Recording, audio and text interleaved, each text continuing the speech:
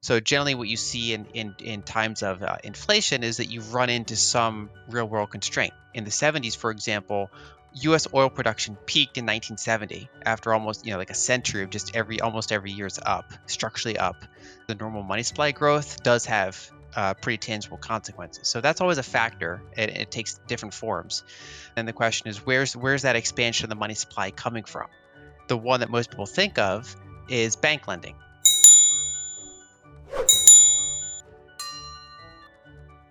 In this video, renowned economist Lyn Alden takes us on a journey through the intricate world of inflation. With a keen eye on history and an unbiased perspective, Lyn unravels the multiple causes and types of inflation, shedding light on the often overlooked role of supply constraints. She delves into the two main drivers of money supply growth, bank lending and fiscal deficits, analyzing their distinct impacts on inflation. Lyn also explores the limitations of raising interest rates and highlights the crucial interplay between fiscal and monetary solutions. Join us as we gain a comprehensive understanding of inflation's complexities from the expert insights of Lyn Alden. And the question is, where's that expansion of the money supply coming from? A lot of people, they have recency bias. When they think of inflation, almost everybody thinks about the 1970s. It's like, okay, how do you get inflation down? You become Paul Volcker and you raise interest rates, and that's kind of the axiom that people operate with inflation. But when we look back in history over, more countries, more sample size in terms of length, we see that there's actually multiple different types of inflation. There's different causes of inflation. And, I think we can kind of put that into three categories. The one category that's present in all the different ones is that there's some degree of supply constraint. We don't have infinite resources. So if you had infinite resources, like let's say our entire economy consisted of software, you might not get corresponding price increases with increase in the money supply. So generally what you see in times of inflation is that you run into some real world constraint. In the 70s, for example, US oil production peaked in 1970 after almost, like a century of just almost every year's up, structurally up. And so we became more reliant on imports, which made us more geopolitically exposed. And so that was a constraint that then made so that larger than normal money supply growth does have pretty tangible consequences. So that's always a factor, and it takes different forms. But then the other two factors are the other side of the equation, which is generally an expansion of the money supply. And then the question is, where's that expansion of the money supply coming from? And there's really two main ways that money supply in the modern economy happens. And the one that most people think of is bank lending. So as velocity increases, as loan creation increases, we get more and more IOUs, basically deposits, chasing a similar amount of goods and services, and so you get inflation. That was in the 1970s. That was the primary driver of money supply growth, loan creation, because you had the baby boomer generation, which is born starting in the late 40s, early 50s.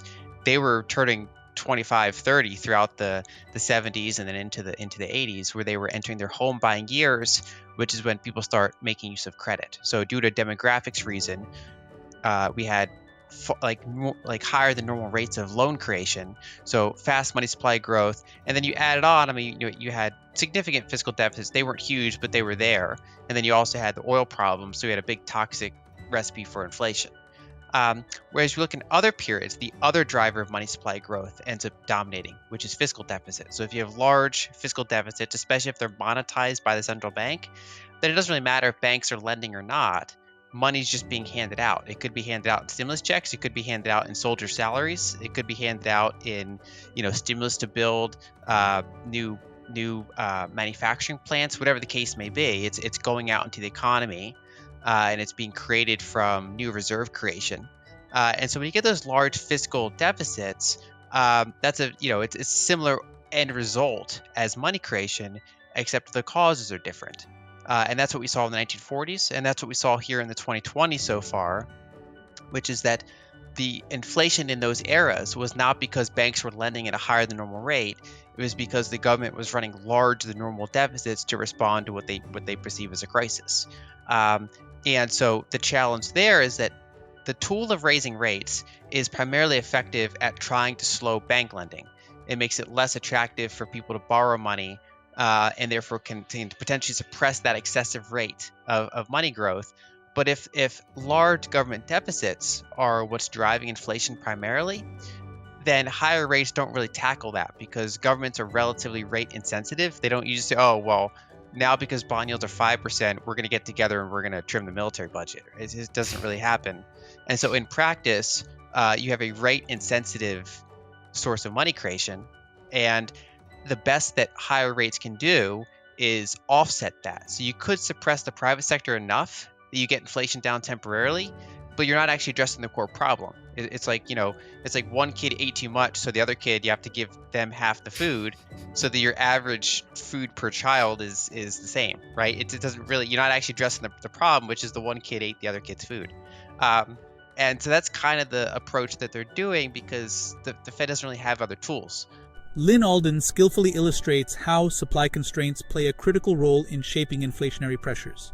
Now let's seamlessly transition our focus to the current economic landscape and examine how these principles apply in practice.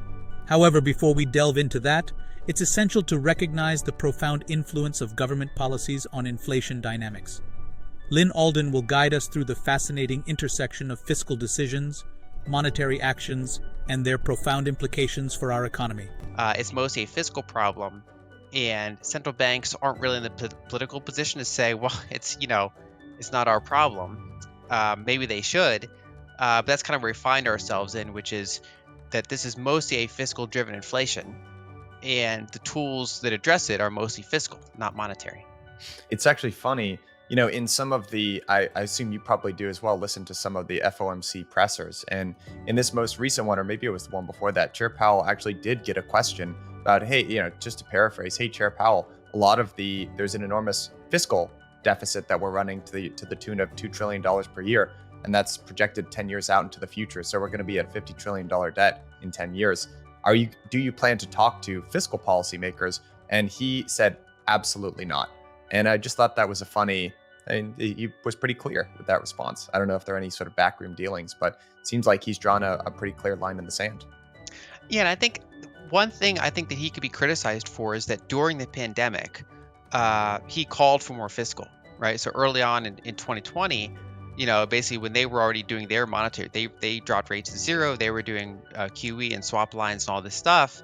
And he said, really what we need is fiscal. It was a rare case of a central banker getting somewhat political and saying, this is a tool we need right now. That's not ours. It's out of our hands.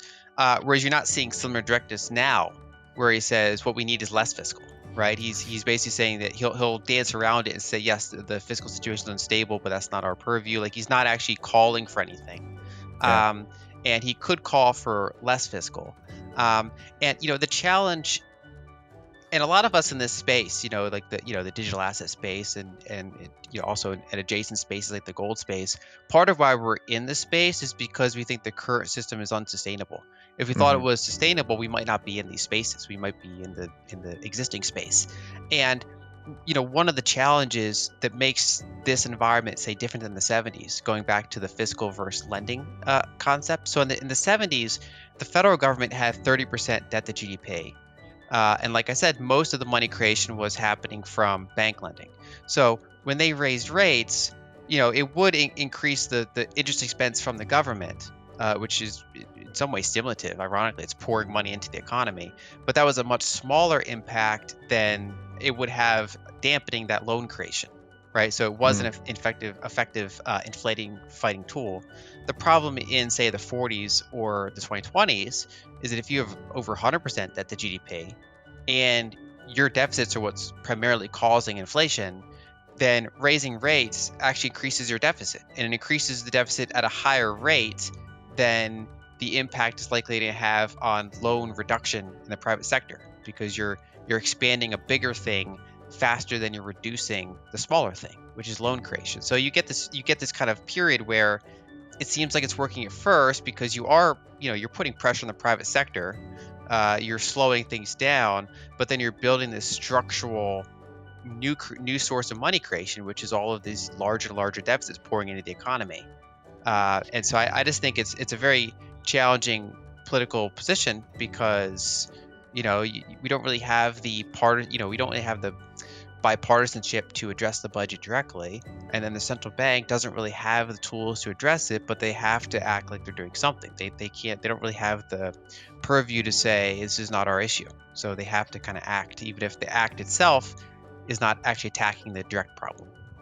There are different propensities to spend on different types of stimulus. So in general, a larger deficit is going to be, inflationary, but not to the same amounts. So for example, if you give a small check to, people on the bottom 50% of the income spectrum, they're going to spend it pretty quickly, right? So that's Yep. going to be a high velocity thing.